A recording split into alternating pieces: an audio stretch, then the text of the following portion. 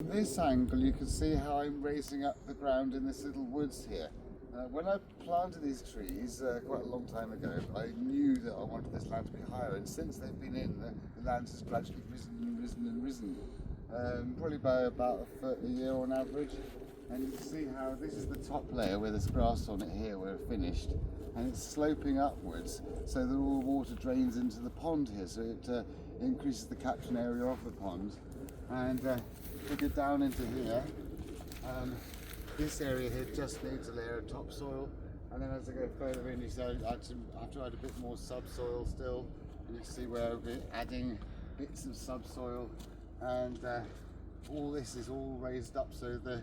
it was a steep slope, so the further along you go the more raised up it is, and the top bits just sort of maybe a foot, and then the bottom bits probably as much as 7 feet. So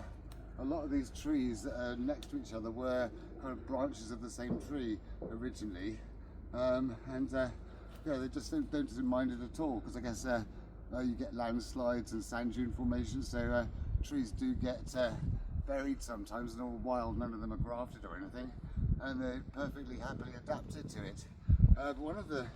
interesting things is I've got alder trees which are rooted down onto what was boggy ground, which are like water-loving trees, and they're like raised up now, growing in quite dry ground. Because their roots are right down there, they seem really happy. So it's kind of weird to see alder trees growing on the high bit where it's not right next to water, but with the roots right down there, they're doing fine. So it's been a very long project. This was somewhere where we're landscaping, we're taking subsoil from, we just dump it here, gradually it gets done, and it is a little bit more gets done every year, where it gets finally finished with this layer of topsoil here, and then it's just a gradual slope, everything sloping down here.